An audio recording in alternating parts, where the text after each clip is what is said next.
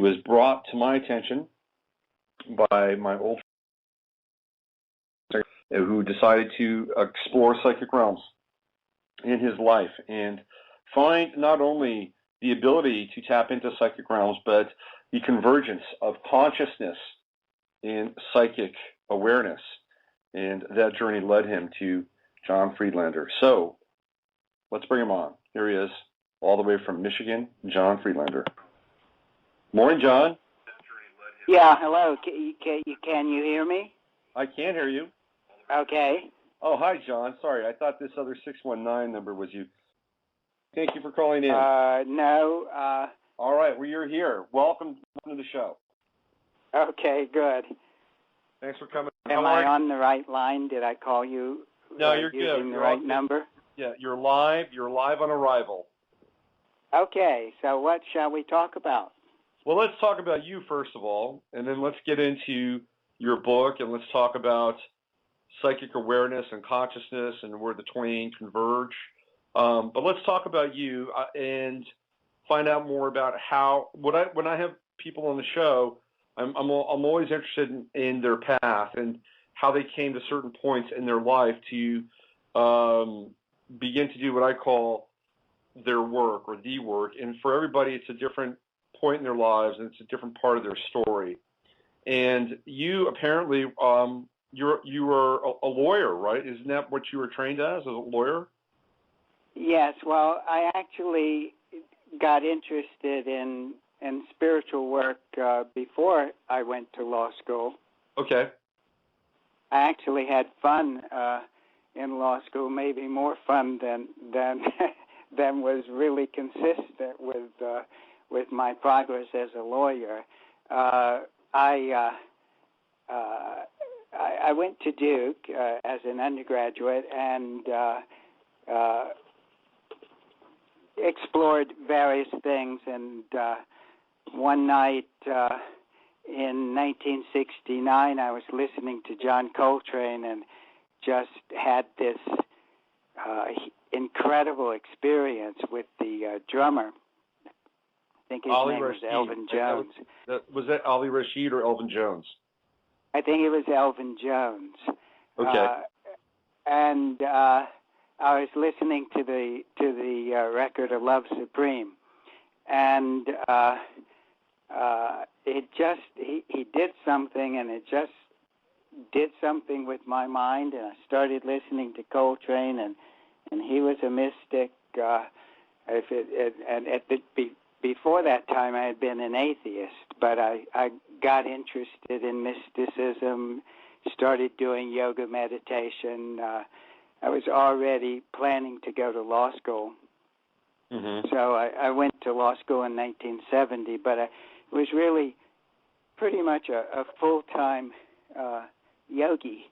And I just kind of dropped in on classes and studied for a few days before the end-of-term exams.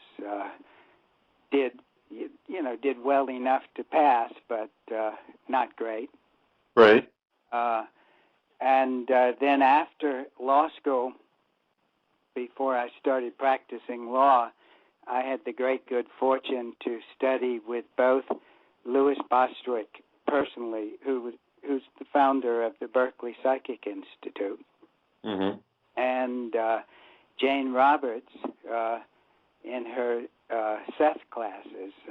Jane, as I'm sure you know, was the first modern channel, really created a whole new understanding of spirituality.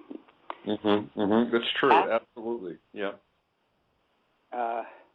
So I think I probably wanted to be a psychic rather than a lawyer, but I really began to understand that I didn't know anything about life and that it wasn't really a good idea for me to be purporting to give people advice on life when I didn't know anything about life. So being a lawyer was kind of a postgraduate education for me. Mm-hmm. I actually practiced for 15 years beginning in 74 but during that time, I continued my studies. Beginning around 1986 or so, I revved it up, and I started doing psychic readings and various studies and teaching classes, and started writing a book. I guess it was probably, I started writing a book in that time, and that first book was published by Weiser, which is now Red Wheel Weiser. Yep. Mm-hmm. And that was in '91, and I married for the second time in '77. Well, we got together in '77. My wife is a professor, so she was in graduate school when it came time for her to move to the University of Michigan and start teaching and researching. That's when I was able just to let go of the law practice and go full psychic work. Interesting. So I'm curious about this convergence between the law practice and the psychic work. When you were, what type of law were you doing? Were you doing corporate law or criminal law, or what were you involved in at the time? Well, I had two distinct phases of my legal career. The first phase, I was doing very intensive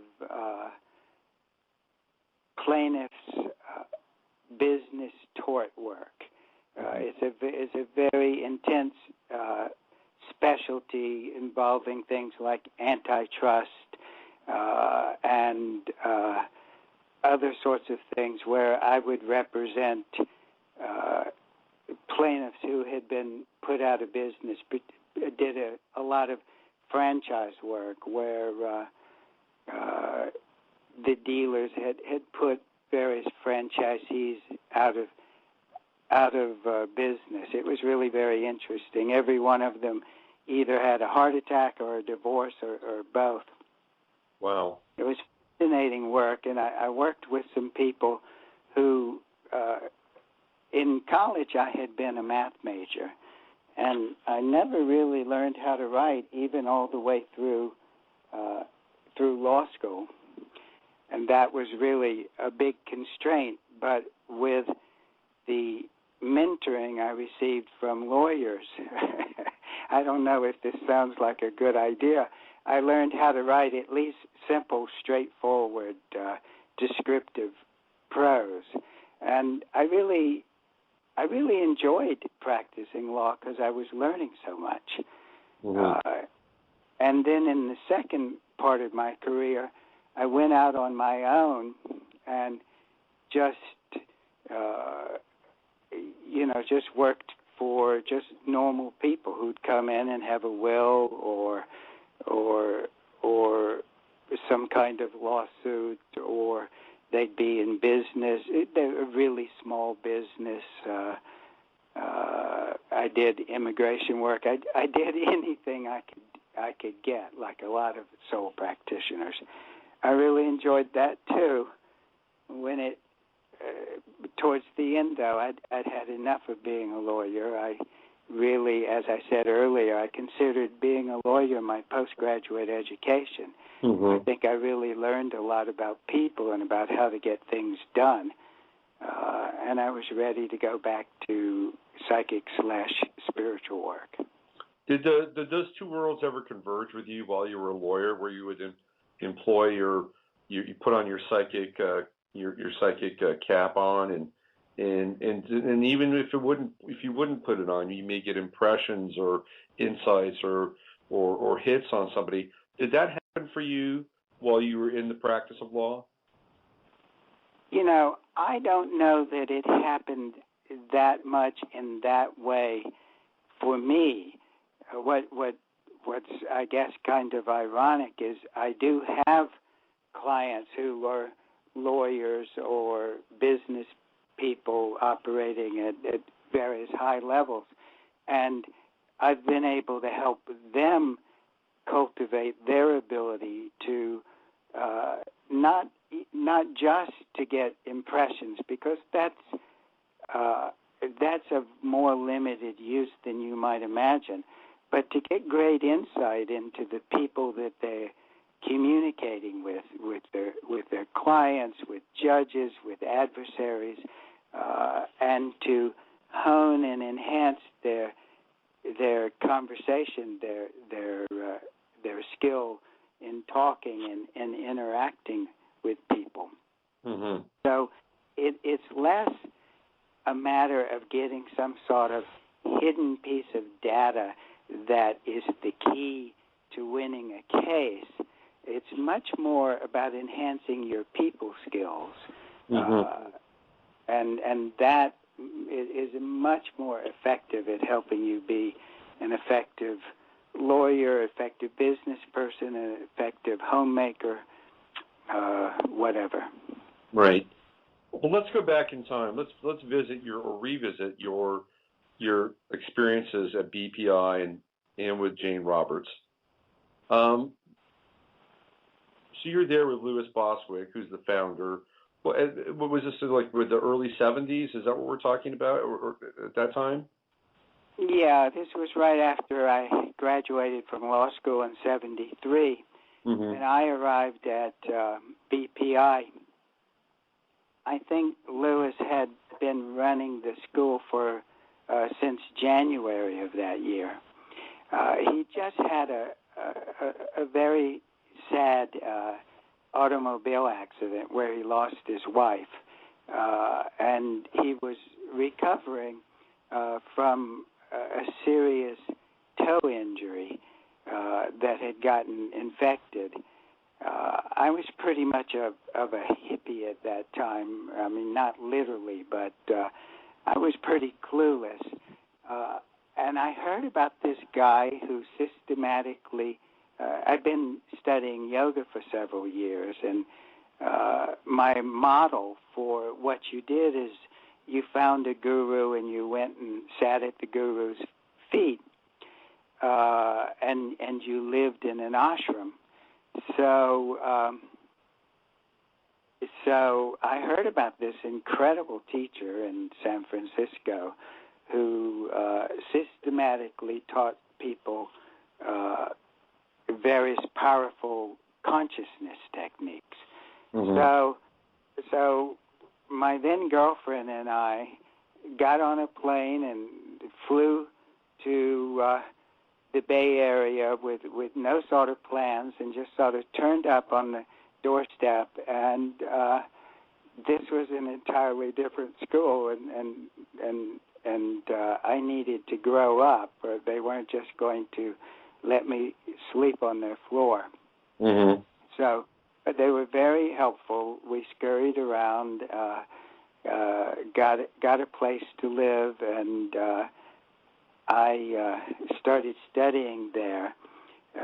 And very early on, Lewis invited my girlfriend and me to visit him in his hospital room. Mm-hmm. And I think this is really very interesting. There he was. He had recently lost his wife. He was flat in a bed, at risk of losing his big toe, which is a serious loss. And I was so full of myself, like a lot of young people are. And I graduated from Harvard. I thought the world owed me its attention. Mm-hmm. And Lewis really did. He gave me his attention, and he talked to me for about 45 minutes, and the whole room was just filled with, I had been to India, I'd studied with gurus and stuff, but his energy at that time was just this really wonderful, clean, powerful energy, and he was so interested in me, and so supportive, and it was just really nice, and he was very kind to me. Well, that sounds like a pretty profound that he shared with you in that moment, and it feels to me as though that permeates your work to this day, as I've been working through your book here, and what I would call the convergence of consciousness in psychic work, because a lot when we talk about psychic work or intuitive work, there is this idea that there are these techniques that are learned and you practice them, and there's a school of thought that is built up around that, and some of that is very valid, but there's also this other aspect which is a much bigger aspect. In fact, it's an infinite aspect in which the whole psychic piece is a part of, and I'd like to begin to talk a little bit about that in terms of you and your work, and how important it is for the development of the whole being, and not just the development of what we call the psychic being. Yeah, well, some more than a few people have difficulty with our use of the word psychic, because they say, "Oh, John, why don't you use some other term? Why don't you call yourself intuitive or something like that?" Well, we'd love to find some other term, because people have so much of a charge on the word psychic, but we've been trying for 15 years or more and can't find another kind of word that describes our practice, which is a practice of honing particular perceptual skills that you can build, and as you build those skills, they in turn become resources to build more skills. Mm-hmm. They are fun to develop in and of themselves, but more importantly, as you build this particular kind of practice, as well as other practices, but this is the one that we're talking about, you engage more deeply, more openly, more skillfully in what I call a conversation with life. A lot of people think, well, if I develop my psychic skills, if I develop my ability to visualize, I'll be able to make the world the way I want it to be. Right. But fortunately, the world is too big. It's too innately creative to merely, like a game of tic-tac-toe, regurgitate back to you what you program into it.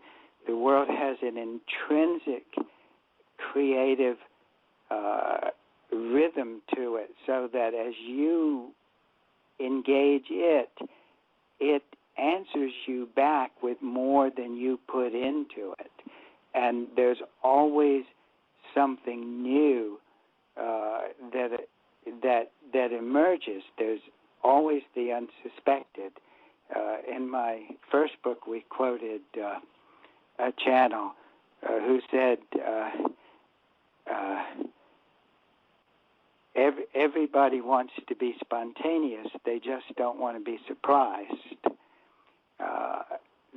The world is so spontaneous and so creative that you must engage it in a creative interaction. So right.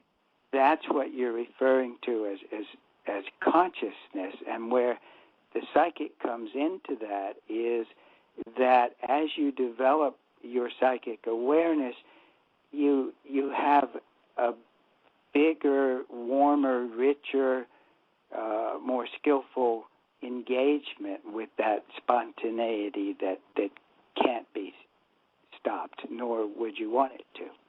Right.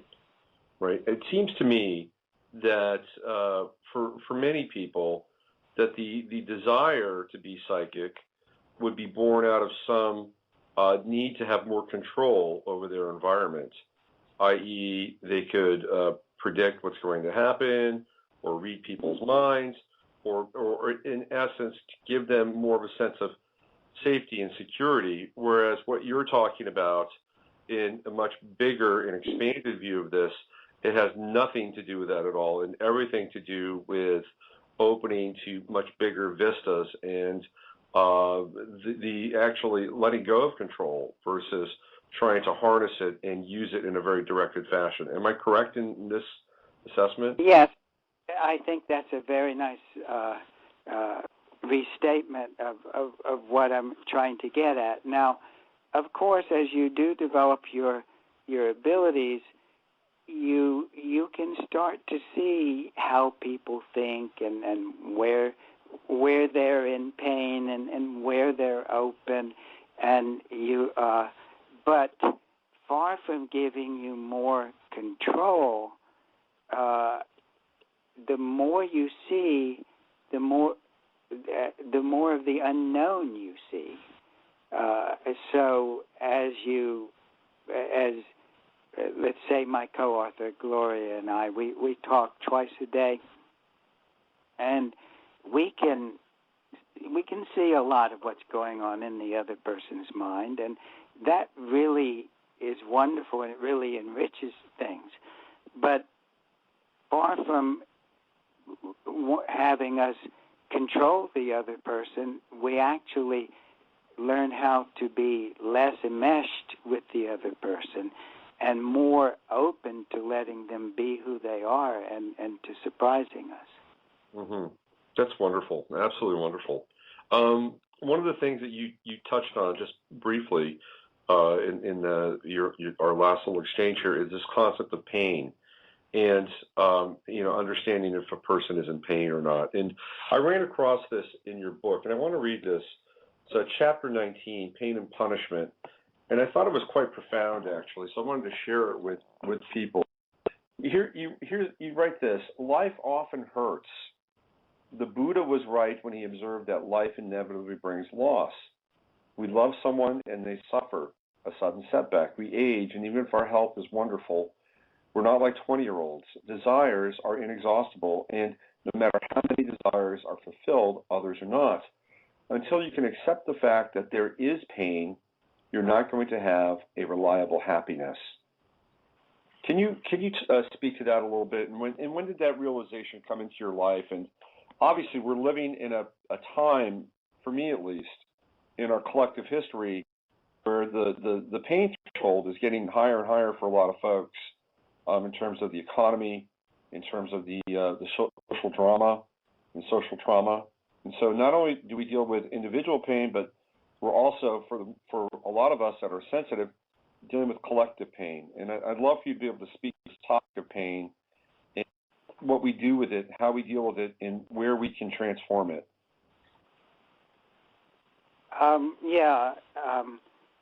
That last line, and until you can acknowledge that there is pain, you're not going to be able to cultivate a reliable happiness, because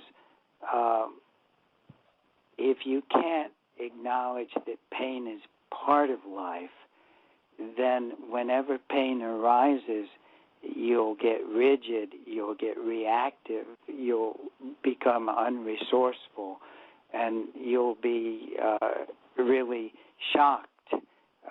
One of my favorite stories, one year I decided to give out apples for Halloween, something healthy, and a lot of the neighborhood kids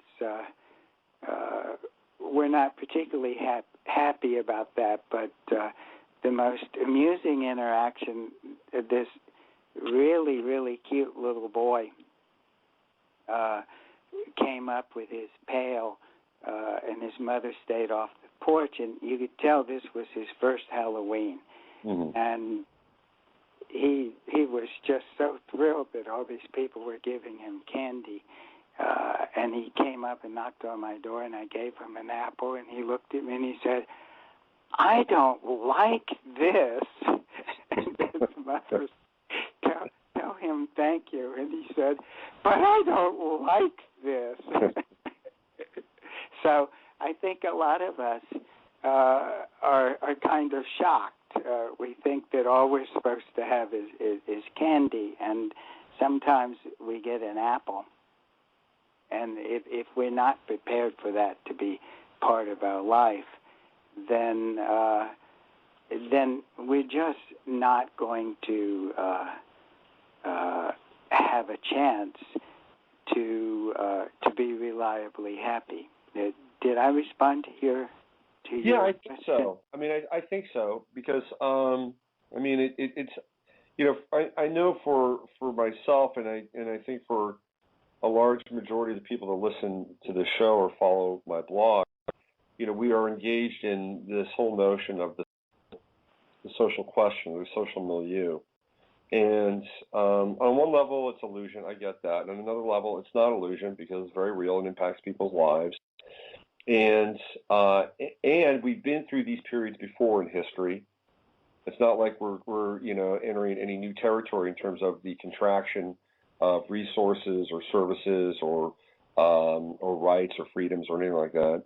But we're at another level with what we're experiencing because of the technological angle, which is a vastly different wrinkle. I mean, what's happening now is very different than, say, what happened in 1913 or 1920 or 1925 because of the technological angle. So I guess my question was that, I think in order for us, and maybe I'm restating in my own way, for us to have a better relationship with the world as we know it, to understand and have that relationship, that we do need to come to the grips that the world is in pain or there is a level of suffering in the world. Because for me, John, I've talked to a lot of people over the years in this kind of new age feel-good wash, and they have no understanding about children that are born in the Middle East who look like mutants from another planet due to depleted uranium.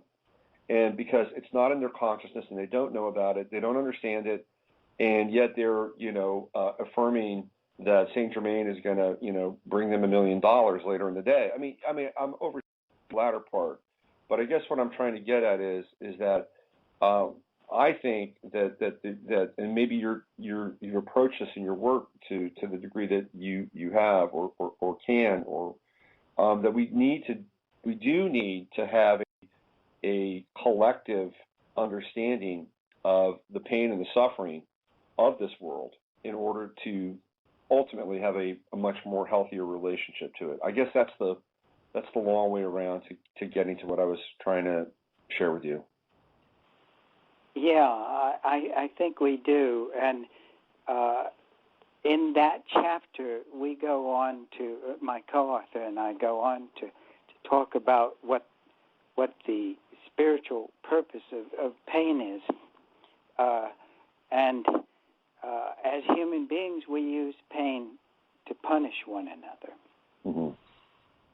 And so it's very natural that our reaction when we experience pain is as if we are being punished. But the purpose of pain in the universe is actually a kind of healing function. It's this isn't working, try something else. So pain that emerges, not one human being getting angry at another, but pain that emerges out of our natural experience that comes from our creating our reality and inevitably doing so in ways that are going to require more skill. That pain as it operates in the universe is simply a perception of alienation, and it's prospective in its intent. When we punish people with pain, it's retrospective in intent. It is, I'm going to punish you because of what you did in the past, whereas the way it operates naturally, shall I say, is this isn't working, change your behavior in the future. Right. Yeah, that's a extremely balanced and holistic way of looking at it. And I think a lot of parents need to wrap their heads around that too, because it's right. I mean, that's where it all starts in some ways. You know, we're going to punish you for something you did. Like this morning, you know, I'm hanging out at my mother's place with my kid today, and so I could do the show, so she could watch him, and because he's off from school, and we're sitting on the couch, and my mother is extremely particular about her furniture, and my son, who's young, he's only 7, soon to be 8, he's not always in his body, you know, and he had a glass of water, and he knocked the glass of water over on the couch. Now, luckily, it was a glass of water, not a glass of grape juice, right? And so and I've told him about this, and it's like, what do I do in that moment? Because the pain that I would feel would come from my mother about this couch experience. So, you know, I'm trying to wrap his head around the fact that it just can't happen. We can't do it. I've talked to him about it, and his option is either, you know, wake up and do the right thing and put the glass on the table, or I'm moving him back into sippy cups, which is retrospective, but it was the only thing I could bring up at that time, you know, that would merit some kind of weight that he could make a better choice out of. You know what I mean? Yes. And of course, another thing that you might do to sort of now that it's really in your mind is the next time you're there, sort of be on guard for him not being in his body and have that be more explicit so that he begins to learn how to be in his body. So I remember the last time you spilled the cup. Tell me what you're going to do to make sure that that's not going to happen this time. Right, and that's where this whole concept of awareness begins to seep into the dialogue, and to be really aware of what's going on. And now we don't want to be painfully aware because we want this experience of spontaneity, right, to emerge into our lives and create a little bit of novelty for us. But this whole concept of awareness is critical. And can you speak to that a little bit? Well, there's sort of two things you might be bringing up, but and I'm not sure. I actually don't think this was your question, but it's interesting anyway, which is I think there is something really new about the New Age, and that is this appreciation for newness that arises in everyday experience within the frame of ordinary consciousness. Even though we teach what might be considered a non-ordinary consciousness, and of course it's true that there are all these transcendental states of awareness, and we do explore those in some of our seminars, and they're important. They're part of who we are. We feel that our major opportunity as a human being when we're awake is the cultivation of ordinary personality development and the creativity that's generated in our ordinary humanity is used by our soul, by other consciousnesses, by us, and is a kind of creativity. I mean, the whole universe, every part of the universe is exploding with creativity. And when we're asleep, we're in other states of consciousness, and we're exploding with creativity there. But when we're in our waking state, most of our exploding of creativity, we'd like to think, is going to be in our ordinary humanity.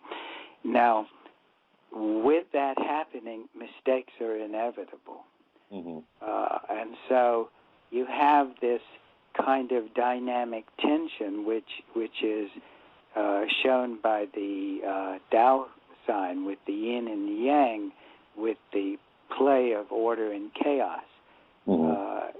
One wants to avoid mistakes, but mistakes are inevitable. Yeah. So I guess someone, I'm not sure who, said mistakes are not optional, they're required. If you're going to explore the new, you're going to have mistakes. If you're going to make mistakes, some of the time they're going to be painful. People want to avoid pain. It's appropriate to avoid pain, not to be reactive against pain, but to try to strategize, to pay attention so that there's this play of spontaneity. So if you're paying attention but not rigid, then you have that dynamic tension will take you into experience with as much skill as you can bring. And if you're not rigid when you do make mistakes, which will be inevitable, you can be very graceful as you engage them. Someone said, it's usually attributed to Mark Twain, but I don't think it was actually him. It ain't what you know that hurts you. It ain't what you don't know that hurts you. It's what you know that ain't so. Mm-hmm. And if you get too rigid, if the way in which you hold your attention is rigid, then you're making mistakes on the other side of attention, and so you have this play of learning to hold a comfortable, ever-moving attention. Right. I'm total agreement with that. We're talking with John Friedlander, who, along with Gloria Hemscher, has authored a fantastic book called Psychic Psychology, Energy Skills for Life and Relationships. And it's a very comprehensive guide to not just psychic work, but we're talking, again, a much bigger picture, much bigger understanding, a larger paradigm, and entering into the whole body realm of consciousness. John has agreed to do some cold readings and or answer any questions you might have. We've got about 20 minutes left here. So what I'd like to do is I'd like to open the lines, 347-308-8995, 347-308-8995, and you can call in, and maybe John will do a cold reading for you. If you have a question about psychic work or psychic skills or consciousness, John can talk to you about that as well. And there's a Skype option embedded in Blog Talk, so you can also Skype in if you'd like to speak with John. So while we're waiting for some calls to come in, John, I wanted to ask you, Richard and I were talking about this whole concept of dual and non-dual consciousness, and he said that I should ask you about it, because I had an author and a energy worker, intuitive pendulum worker by the name of Dave Cowan on my show, and I was talking with Dave about the state of the world, and so what do you do about it? He says nothing, and because Dave comes from a very non-dual place in his philosophy, and I've I dance with this whole concept of dual and non-dual, that the consciousness isn't one or the other, that it's appropriate to tap into both at relative times. And so Richard said I should bring this up with you. Now I'm doing it. And I'd love your take on the whole dual, non-dual dynamic. Okay, I'm not sure how quickly I can deal with this, but let me just set some background as quickly as I can. Okay. The great masters of the East and more than a few mystics of the West, and this particular non-dual awareness as opposed to unity awareness may have arisen, at least publicly, with the Buddha. And our consciousnesses are set up neurologically when we're born to give us this sense that there's a self and an other, that there's an inside and an outside. And you can rise above that by moving to unity consciousness, or even more radically shatter that by achieving non-dual awareness. And for thousands of years, that's been the height of mystical practice. Following my readings of Jane Roberts Seth and with my own channeling, my guides actually discouraged the cultivation of non-dual awareness in that radical shattering of the neurological sense of there being an inside and an outside of things happening to you. Now, why would they do that when in a very profound sense, non-dual awareness is actually true and the dual awareness is an illusion? Well, Seth talked about, and my guides also talk about, that human beings had a consciousness without these kinds of radical differentiations, without what Seth called the self-reflective ego. And that we spent thousands of years developing the self-reflective ego because there's a particular kind of richness that arises out of the stories that we tell ourselves, a particular kind of folding back on itself that comes from the illusion that there is that reality is dual, and that richness, that thickening, those stories are valuable. Of course, they are an illusion, but War and Peace, the novel War and Peace, is an illusion. A movie is an illusion, and yet they have deep meaning. Now, in our book, we go in, and it takes about 30 or 40 pages making this more full and more complete, and probably I'm going to do some more writing even on our website, because I have had Buddhists say, well, you just don't, you're confused about what non-dual awareness is.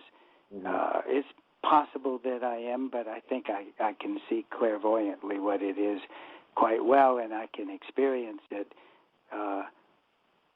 for small amounts of time. Ken Wilber writes very nicely about this, very richly. Of course, he's a proponent of non-dual awareness. But there are other tracks of evolution, the Deva track of evolution, that has not gone through this kind of separation that we have. and that is about on the same level as human beings. Human beings didn't have to go through this approach. We did it on purpose. And as I explain in our book, this particular kind of illusory but rich consciousness that humans have developed will continue to develop it, and it'll become the basis of group consciousness as we move into the Aquarian age. And in that group consciousness, we will experience both and simultaneously both a group, a dual consciousness, and at a different level, a non-dual consciousness. Mm-hmm. Seth had a very deep and difficult concept that he began to introduce, which I don't think many of us had the technical skills to really explore back in the 70s when Seth was, when Jane was most active with Seth. And he talked about multi-personhood. Now, non-dual practitioners often say that you're always and already non-dual, which is true. When they're talking about it, they're talking about, in some sense, that one you is always and already non-dual. But you are not just the personality. You are simultaneously the soul, which is both a different self and a self that incorporates you, and a self that you, the personality, contribute to in ways that it couldn't do itself. And in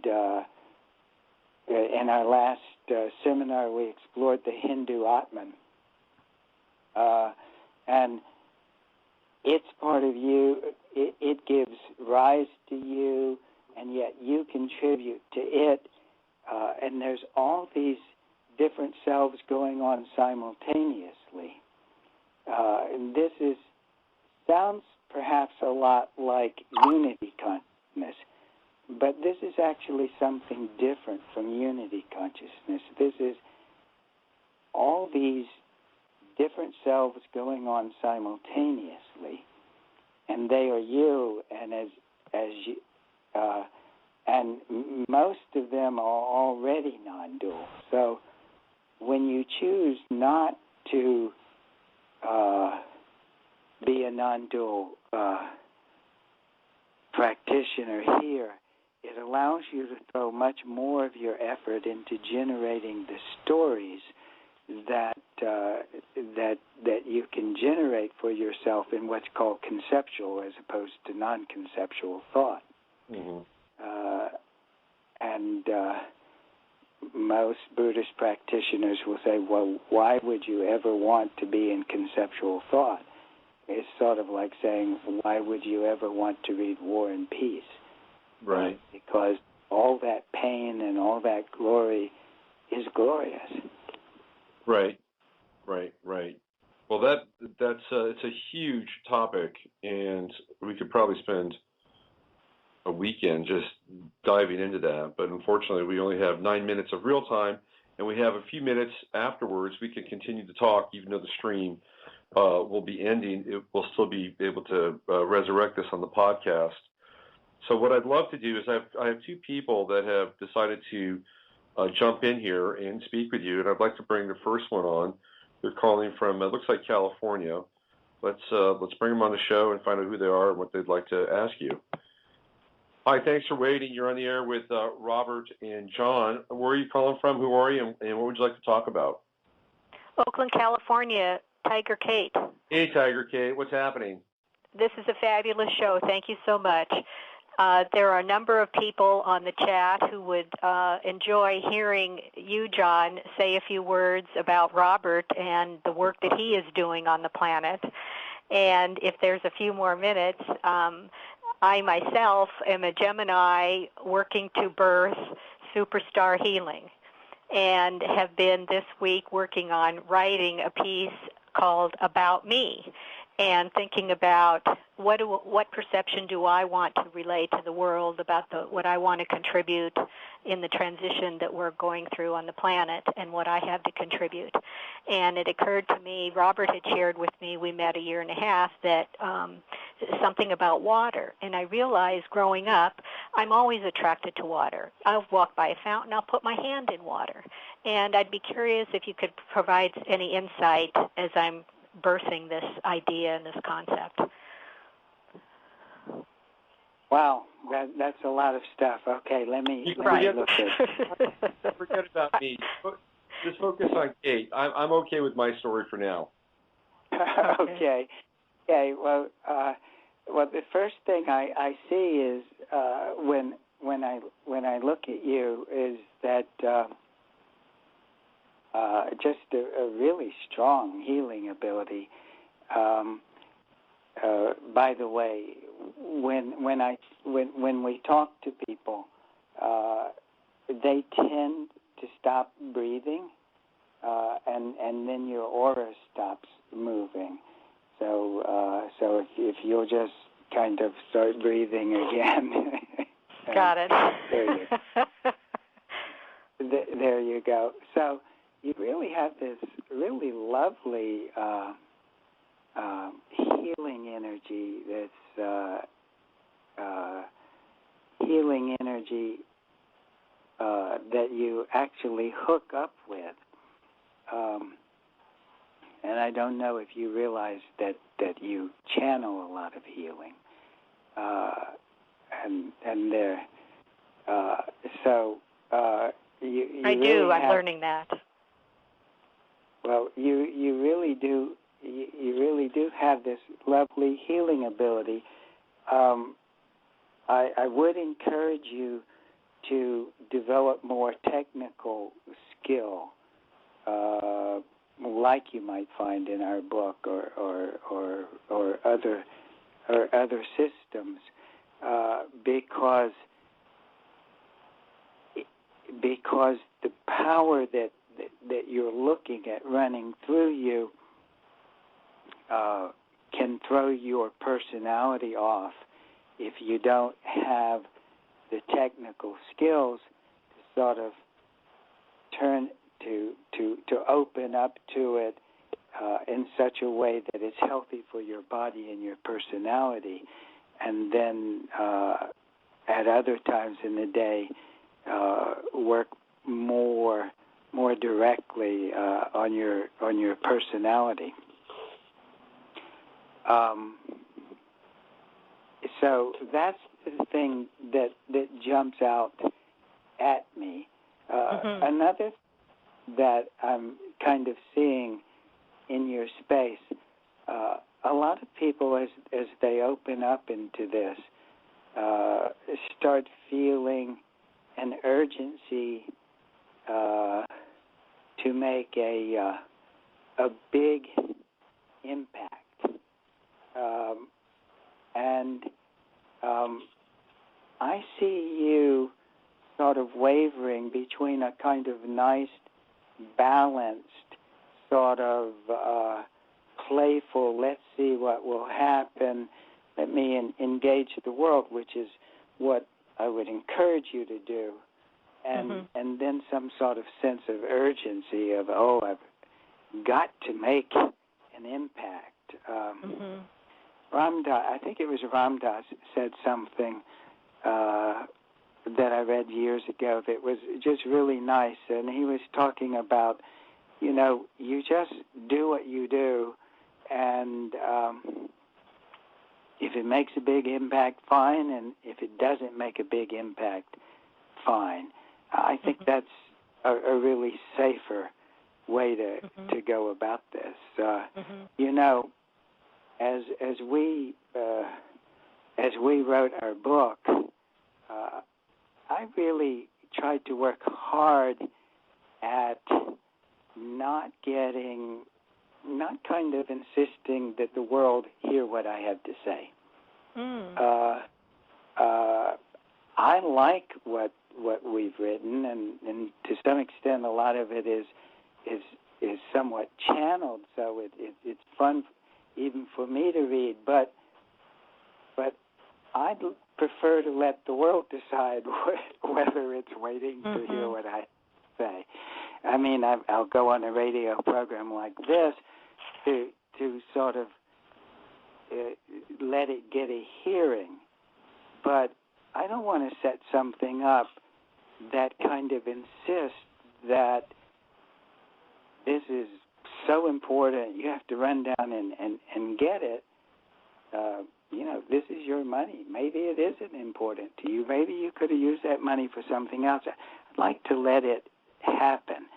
And I see you sort of leaning in that direction of being fine with letting things develop and then just maybe falling over into a sense of urgency. Okay. Well, that's what I'm working on.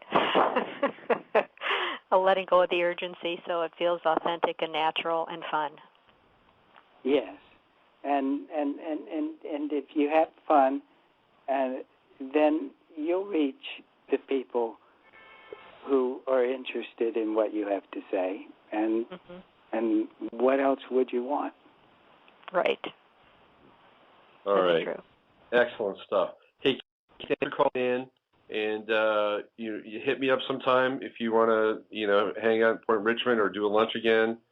Definitely. Be great to see you. Okay. Thanks so much, and thanks for the show. Thank you so much, John. Oh, it's my pleasure.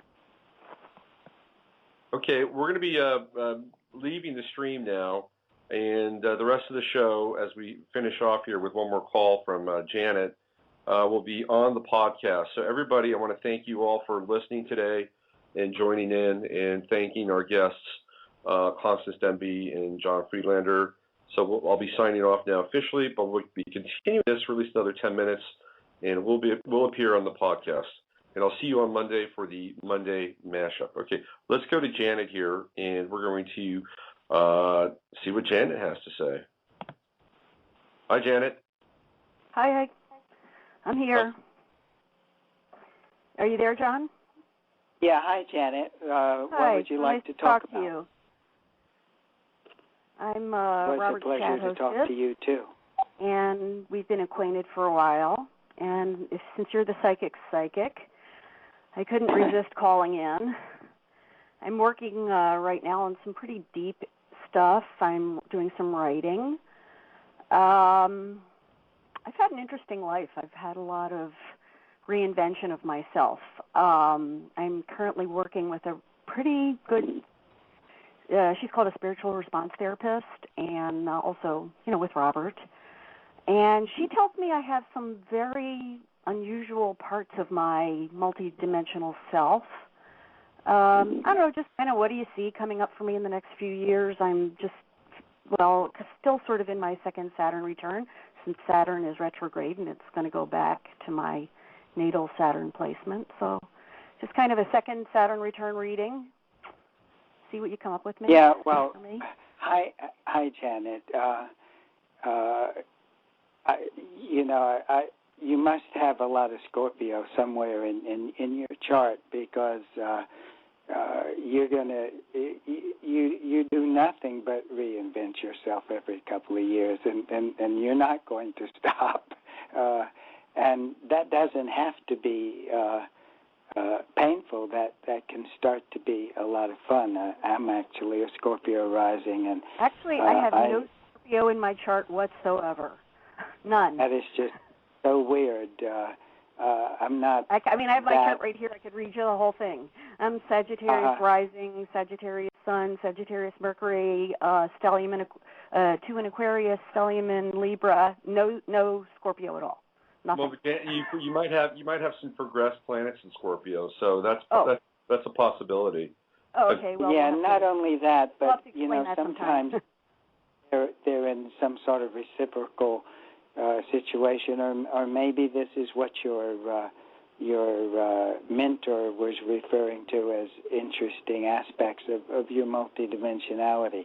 Whatever the cause of it is, you are nothing you are nothing if not a reinventor of yourself. And I can see that you plan to just keep reinventing yourself. And I don't know if that's been painful for you up until now, but you can learn to have fun reinventing. Oh, so it's not painful at all. I keep improving. Okay, upgrade. It's wonderful. I love reinvention. It's definitely going to continue. Well, good. I'm ready. So take a breath.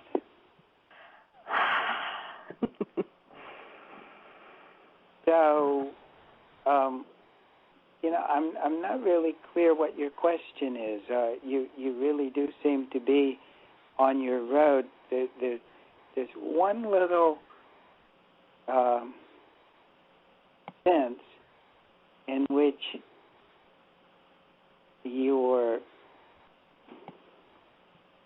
there's one little something that I'd love to see release. I think it's that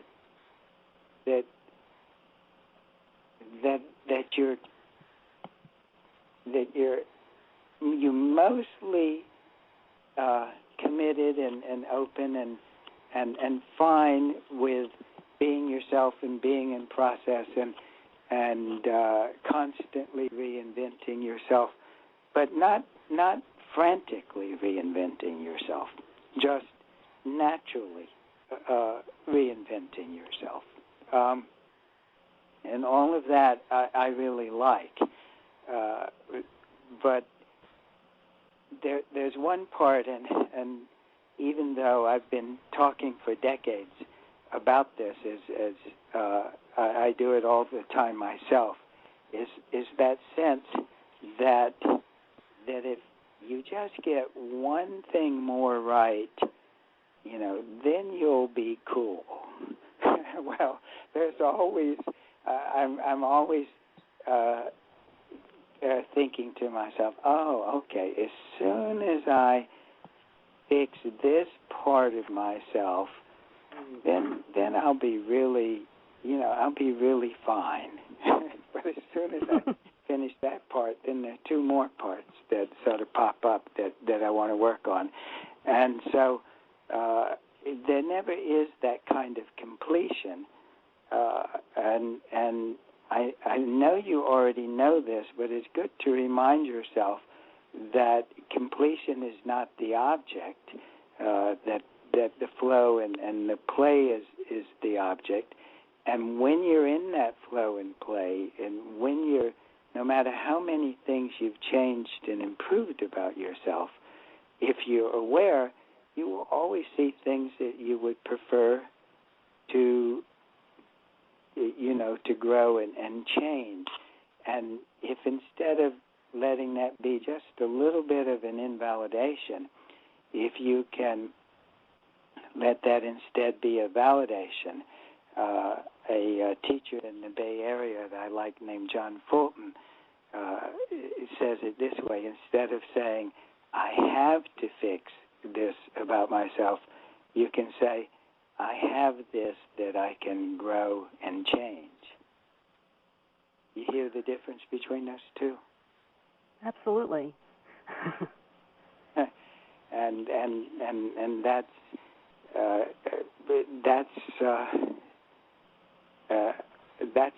and when you do that, then you can start to own that real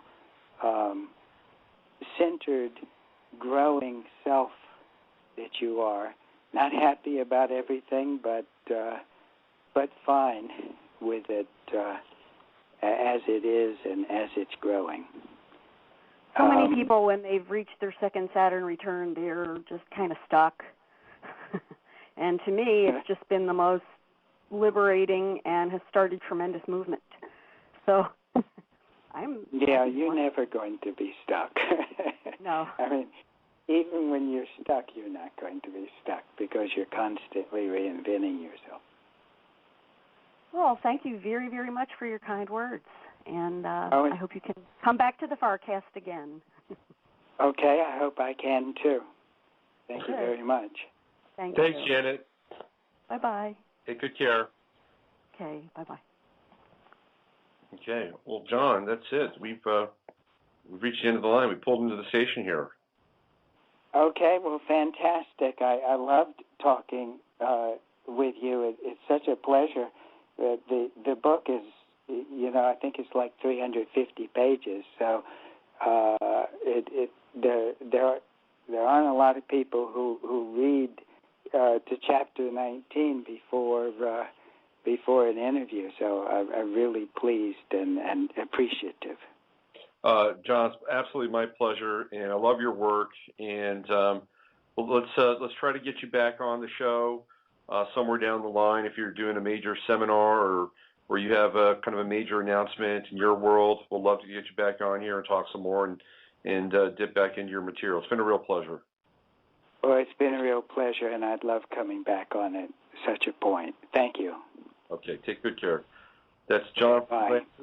Thank you, John. John Friedlander, the Psychic, and the author of Psychic Psychology, Energy Skills for Life and Relationships, written by himself and Gloria Hemsher. And you can go to his website and find out more about him. The website, by the way, is available, as well as Constance Demby's website on the show page of this program. And of course, all these programs are also available for re-listening on YouTube as well. So I want to thank Constance Demby, who joined us in the first hour, and John Friedlander, and everybody else who was a part of today's show. And I'd like to thank my mother for taking my son out for 2 hours and watching him so we can have this experience.